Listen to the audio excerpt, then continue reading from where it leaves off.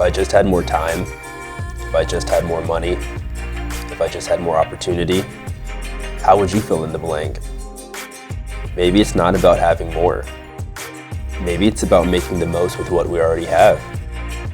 How you give, how you save, how you live.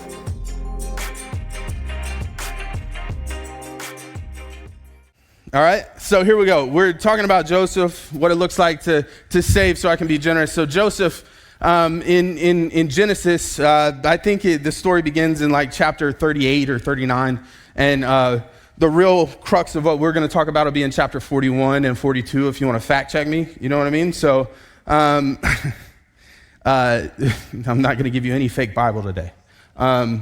Anyway, so Joseph was, this is how it all works, all right? You have Abraham. He is the father of the nation of Israel. He's the first guy. Abraham has a son. Abraham's son is named Isaac. Isaac is the only one. God promised Abraham that his descendants would outnumber the stars in the sky, and he has one kid. Well, he has two, but one's illegitimate, anyway. So he's got Isaac, right? And so Isaac then has two kids, Esau and Jacob, right? Esau and Jacob don't get along, so I'm going way back, but I'm trying to give you all the context. Esau and Jacob don't get along, and so they fight, and then they make up. It's a whole big deal, but basically Jacob is the younger of the two, but Jacob, through, being shrewd and a little conniving, gets Esau's birthright and his inheritance. So Jacob is really treated as the firstborn, and so Jacob gets named Israel. This is how we get the nation of Israel. It's actually named after Jacob. Jacob has 13 children, 13 boys, and he has two wives. This is awkward. And also, he must be a very tired man. That's a lot of kids and one too many wives. And so he has these two wives. Now, here's the thing. Basically, the way that it all went down, and I'm paraphrasing all of Genesis at this point.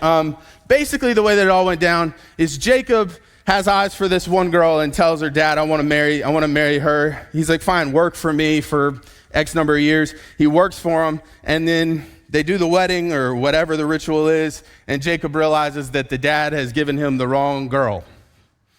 So then he's like, no, I wanted to marry her. And he's like, okay, work for me again. So he's got to do it all over again. He marries the second one. Now he literally has sister wives, even worse, because they fought their whole lives, right? And so Jacob has a favorite wife. And the one wife that is not his favorite, that was given to him accidentally,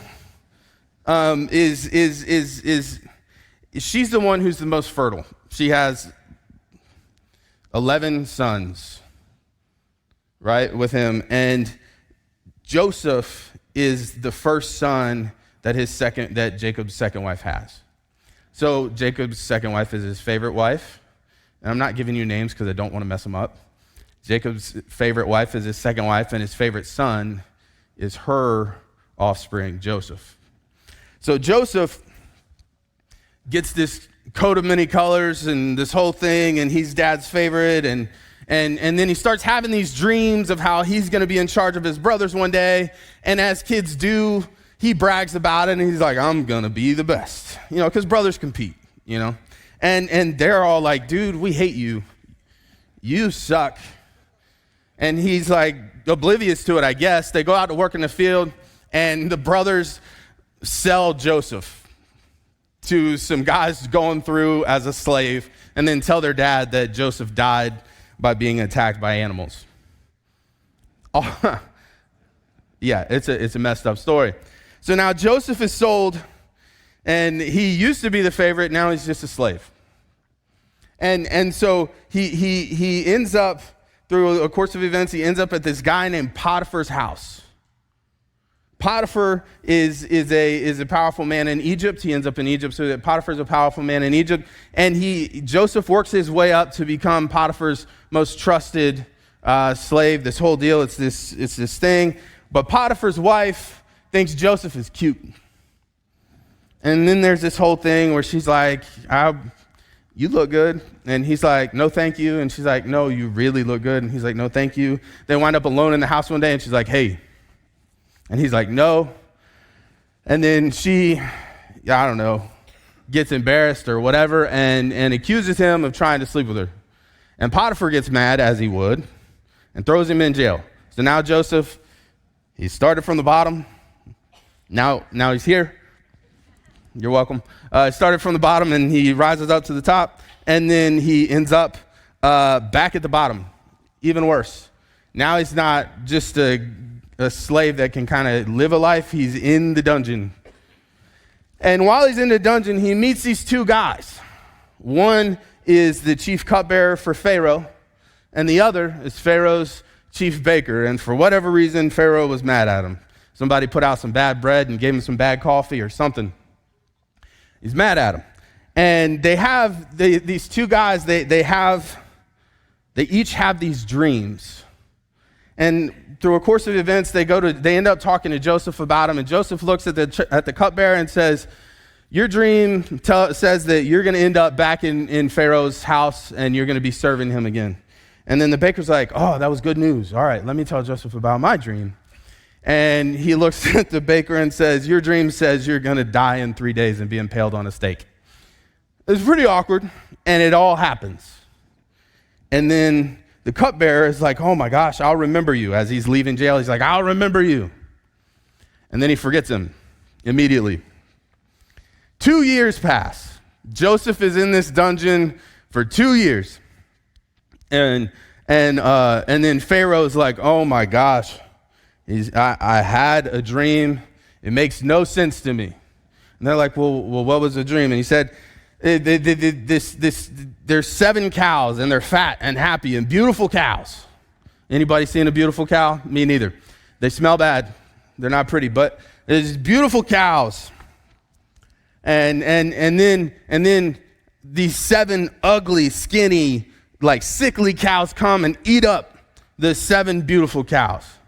And then I had another dream. And these 7 heads of grain, they're big and beautiful and healthy. And then these 7 heads of grain that are just nasty and falling apart eat up the healthy ones, and I don't know what it means. And the cupbearer's like, oh, wait. Pharaoh, I forgot about this guy. His name is Joseph. He's in jail.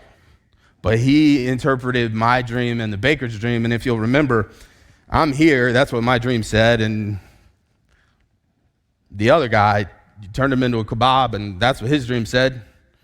So he's probably the guy you want to talk to. So Pharaoh's like, all right. He brings Joseph up, tells him about the dream. And Joseph's like, look, you have 7 years of plenty. You're going to have 7 years of abundant crops. And then you're going to have 7 years of famine. And so, God's allowed me to see this. What you need to do is find someone who can manage this, oversee it. You need to keep 20% from the good years, and then you need to save it up so that in the bad years you have food, and that's how this will all work. And Pharaoh and Joseph, of course, being businessmen, great businessmen, they do this, and then when the famine comes, they sell the food, right? They sell the food. And so Jacob, still back in Israel with the rest of his kids, and he had another kid, hears about what's going on in Egypt and that there's food.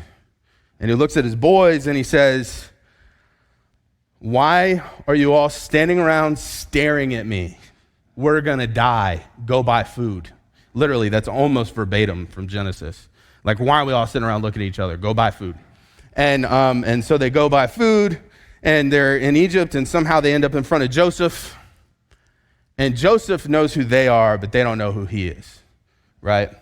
And so he messes with them and does all kinds of stuff, tells them to go home, sends them food, like just messes with their heads super bad because, he's probably a little bitter, And and then they end up in Israel, and they're all freaked out because Joseph has been messing with them, and they're like, I don't know if we can go back.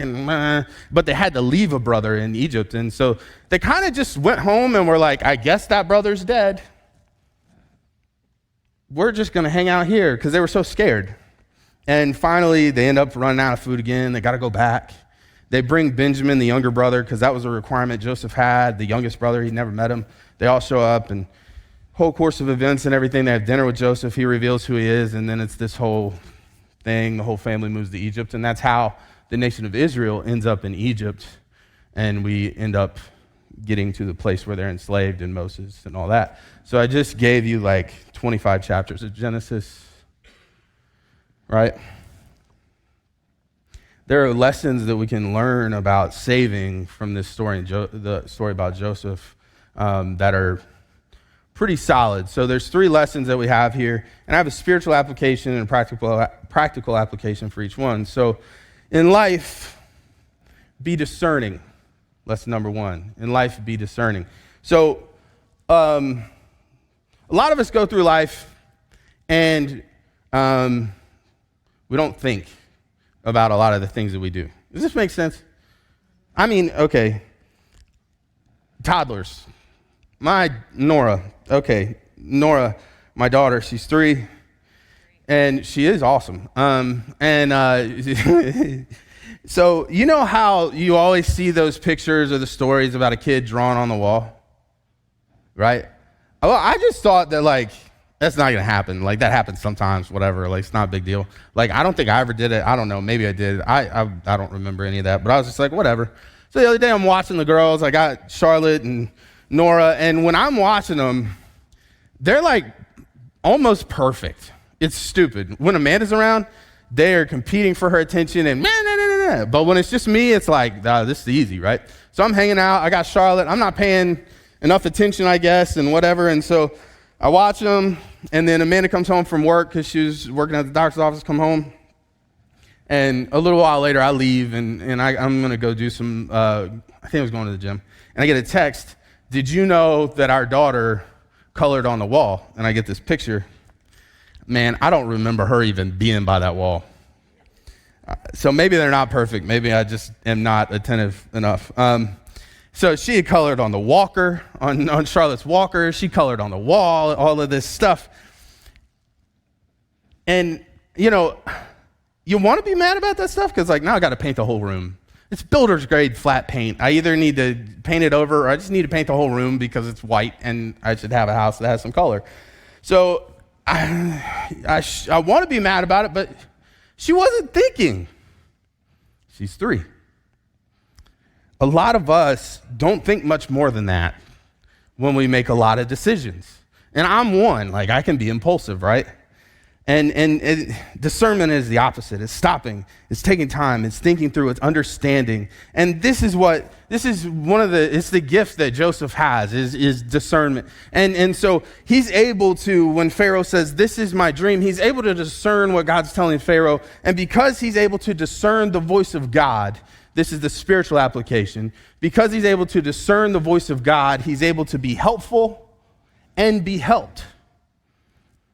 That's two-sided. A lot of times we have these tendencies as people to think one way or the other. So you may be someone who is always thinking about being helpful. You know, you have givers and takers, right? You may be someone who's a giver and you just want to be helpful. You're the person who can't enjoy Thanksgiving because you're always taking out the trash. You're always cleaning up the table, right? But then we have the takers, and I can kind of be this way when I'm at home. My wife does so much stuff. I'm a spoiled brat. And so you have people that like that are just like, I forgot what I was trying to say. You have people that can be that takers, so they want to be helped. They like to be helped. They look for help, right? And a lot of times we get in these modes where we're only thinking about being helpful or being helped. And the truth of the matter is when I can discern God's voice, he does both. And that's huge for Joseph because him being able to be helpful gives him a position of authority where ultimately he's able to help millions of people and his family. But then also because of his discernment and him being helped, he's lifted up out of a situation that's terrible. Now, the practical application is wisdom and discernment are required to make good financial choices. when you're making financial choices, being impulsive is probably bad. Like I would say, if you're married, in your marriage, there's probably someone who gets a lot of Amazon boxes and someone who complains about too many Amazon boxes. It's because that's because one of y'all is always trying to be discerning about money, and the other one is always trying to be discerning about what new gadget you need, you know? Wisdom and discernment are required to make good financial choices. Impulsive buying leads to lack of money. And if I started a fight, sorry, right? So the first thing that we learned from Joseph is that in life I need to be discerning, right? The next thing that we learned from Joseph is that in blessing, I should be proactive. God lays out the plan for Joseph, and Joseph lays out the plan for Pharaoh. When you have these 7 good years, you have to save so that in the bad years, nobody starves. That's the whole idea, right? And this is so simple. When it's good, save money, so that when it's bad, you have money. And it's just that simple. Now, if only you had known that when you were 17, 18, 19, 20, 21, 22, 23, 24, 25, and you had no bills and nobody to support, you'd be in a lot better shape. I wasn't making hardly any money when I was 22, but I don't think that I have any more excess income now than I did then. Anyway, that's just me complaining. About not being discerning when I was younger. In blessing, I have to be proactive. So spiritually, the application of this is that we're called to be good stewards of the blessings that God gives us. And if we're not good stewards of the blessings that God gives us, why would he give us more blessing? If we don't take care of what God gives us, we can't be trusted with more. He who can be trusted with little can be trusted with much, right? It's a spiritual application. Practically speaking, I don't want to starve when it's bad, so I should save when it's good, right? The third thing that we learn from Joseph and Pharaoh, in crisis, I should be generous. Now, you're like, wait a minute, they sold the food. Sure, right? We can be upset about that, or we can just recognize the fact that they had to store the food, they had to find places to put it, they had to do all these things, so selling the food makes sense. And obviously they weren't selling it at exorbitant prices because people were traveling hundreds and thousands of miles to come and buy food. So in crisis, I should be generous. Spiritually speaking, Jesus calls us to live generously so that we don't store up treasure for ourselves. We have to prepare so that we can be a blessing, right? Practically speaking, what goes around comes around, right? I know that we want to act like that's not a biblical.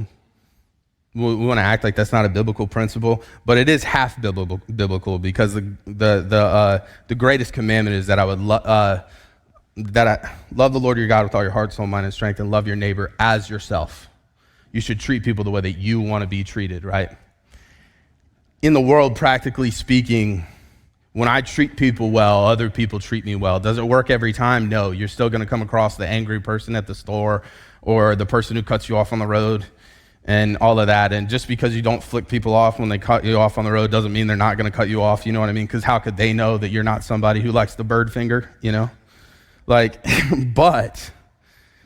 in general, when I treat people well, I will be treated well, right? And so if I want to be taken care of when I'm in crisis, because guess what? We all end up in crisis. Are we talking about a regional famine? No. What we're talking about is normal stuff. And when I end up in crisis, right, then it is important that I get help because things are bad and I can't control it. And a lot of times when I'm in crisis, I can't fix it fast enough, right? But if I want to see that, then I should probably take care of other people. I'll give you an example of this from my life, and hopefully she didn't get mad at me. But Lolita got sick, and she was sick for a couple weeks. And I'm not usually somebody who's like super compassionate or like basically I'm a bad nurturer, as you could probably guess. But for me, like there was a week there where she was really sick, and so I was checking on her every day. And then when I saw her today, I was like, Lolita! I was super excited to see her. Why? Because Lolita takes care of everybody. Lolita takes care of me. Lolita does things that I never would have even thought to do for myself. She does them all the time. So I want to be there. I want to be helpful. I want to do whatever I can. I want to be encouraging. I want to return the favor. In crisis, be generous, because what goes around comes around, right? At the end of the day, when it comes down to it, with money and saving and everything else. A lot of times we get mixed up. We get messed up. I'm the type of person. Okay, so I started saving money. Oh, man. I'm always saving money, but it just disappears is really what happens. But I decided a couple months ago, like, hey, I'm gonna try to save a little bit of money here and there and do some stuff. And so, like, I got a little bit of money in the stock market, and when I say a little bit, I mean a little bit. Like, when I have a good day, I make like $10, you know what I mean? And when I have a bad day, I lose like 30, because that's kind of how it works. But, and then I got a little money in a savings account, and I'm doing all this stuff, and look, it's weird, but me and Amanda, we set up our finances like super weird. So I'm not endorsing this as a plan. I think that for most people this wouldn't work, but it just kind of works for us. Like we never combined our bank accounts because she likes to save money and I like to spend money. And so if we were ever going to be able to do stuff, well, I'm the one who's got to do that. And if we're ever going to be able to get through an emergency, she's the one who's going to have to do that. And we didn't want to have all the fights about you're spending too much money, you don't let me spend money, you know what I mean? So we just never combined them. I'm not endorsing that as a plan, because if you don't have a super high level of trust in your marriage, that could be a big problem. So I'm not, right? But that's just the way it worked out for us. And so I like to spend money. So I'm like, I'm trying to save a little bit of money. And then I looked at my bank account the other day, and I was like, oh, dang, okay. And like, it's not much money, but I'm like, maybe I'll go buy a gun. Maybe I'll go buy just dumb stuff. Oh, I can put tires on my truck. Like, just dumb stuff. Like stuff that's not going to benefit my life at all, or my children, but whatever, like people are selfish. And it's just, right? I forgot where I was going with that. But when it comes to that, everybody's got their own thing, and we get in this place where we save money to spend money. We save money to have new stuff. I think that ultimately, when you end up, I think the spectrum looks a lot like my wife and I. On the extreme end, you have people like me that save money just so they can buy nicer stuff, but don't save money in case something goes wrong. Because in my brain, I'm like, I'll figure it out. I'll sell my stuff so I can pay that bill if it comes down to it, right? It's just idiot. And then my wife is like, I don't buy things in case there's an emergency. And so it's that, unless it's a facial, she'll spend like $1 million on a facial. But anyway, I don't get that, because it's like, your face is going to be dirty in 2 hours. Like, what do you spent $150 and your face is about to get, like, you sneeze and now it's done, it's over. Like, anyway. But yeah, she doesn't get the guns either, so it's fine. But yeah, self-care. Yeah. Anyway, I need to not, because the comparison, if you play a comparison game, I lose a comparison game every time. But you have this spectrum, you have that, and we get caught in those habits. And neither one of those habits is what Jesus is calling us to. I'm not saying you should go to your savings account today, empty it out, and hand it to a homeless guy and then go home. But I am saying that you're blessed to be a blessing. We, as Christians, and this is the last thing, we save money so we can save people. Right? And sometimes saving people means you. Sometimes you save money, you have an emergency, so you save yourself. And sometimes saving people sometimes it means a family member. Sometimes saving money so you can save people means somebody who you never met before that's in need that you hear about it. Sometimes it's a natural disaster. Sometimes it's this, sometimes it's that. But at the end of the day, the number one reason that we save is so that we can be generous. The number two reason that we save is so we can be secure. This making sense? So, I'll say this. I told you I'm always saving money and I'm always spending it.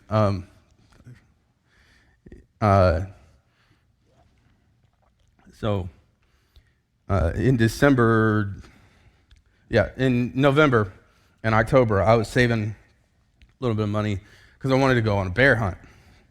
And if you hate that idea, I'm sorry. I just wanted to. And please forgive me, and we can argue about it later. But basically, that's what I wanted to do, so I was saving up some money. And so I had it was going to cost me about $1,000 to go. So I had $1,000 saved up. I worked it out. It's all good. Ready to go, right? And then I get a text from Amanda, and she says, my friend they're doing a remodel, and basically the way that it worked was a bunch of shoddy work, really crappy contractors, and it was like, we're going to leave your house out of code, ready to be condemned if you don't pay us tomorrow kind of thing. So stupid. And so she's like, she needs this amount of money. And I'm going, man, you gotta be kidding me. Seriously? So the amount of money that was needed, it wasn't a lot. This wasn't like this huge remodel, but it was like $750 to just the bill that day to keep everything moving. And I was like, well, okay. So I had $1,000, and I'm like, all right. So I just cash out her $1,000 because if you're in the middle of a remodel, $250 goes nowhere. So here, and hey, I'm not saying that to brag. I'm saying that because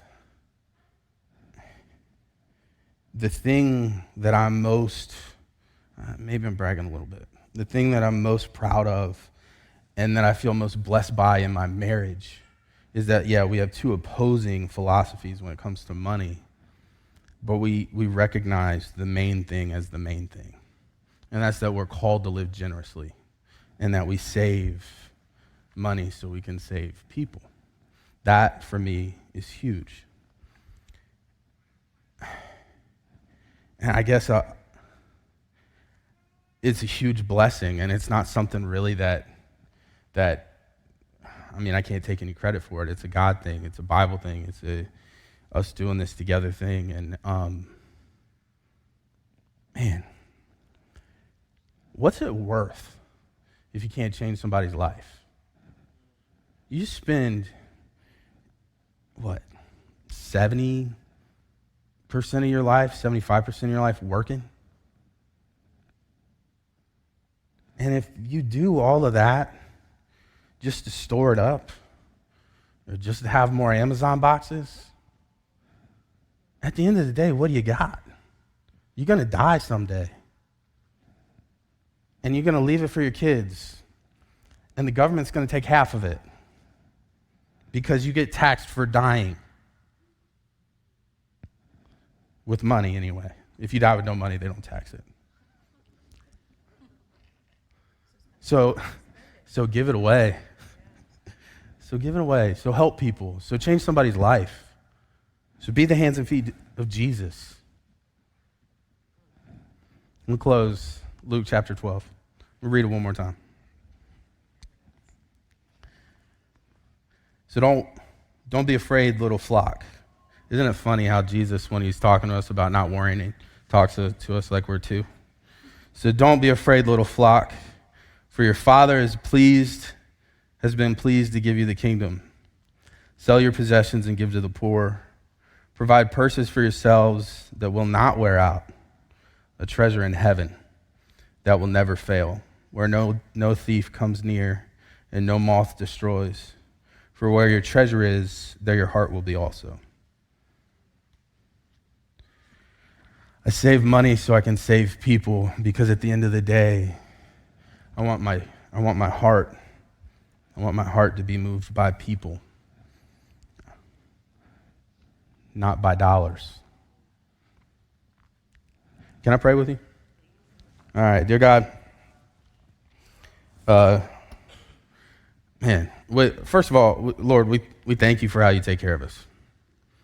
And God, we thank you for the blessings that we've been given. And Lord, I just pray that we'd be able to be good stewards. I pray that we would, if somebody's in here and they see their bank account as their only lifeline to security, Lord, I pray that you would change that in their hearts, because ultimately we can only be secure in you.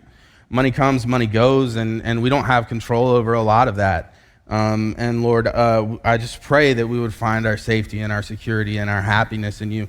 For those of us that have a front porch full of Amazon boxes, I pray that we would find our hope, and that we would find our joy, and that we would find our peace, and that we would find fulfillment in you, because ultimately, at least for me, when I buy a bunch of stuff, it's just because I don't feel good. Lord, I also pray, at the end of the day, I pray that we would be a people that come together and recognize that we are blessed so that we can be a blessing, that we save money so that we can save people. And God, I pray that you would put us in people's paths that need help. And I pray that we would come through, and that we would be your hands and your feet and your wallet. Amen.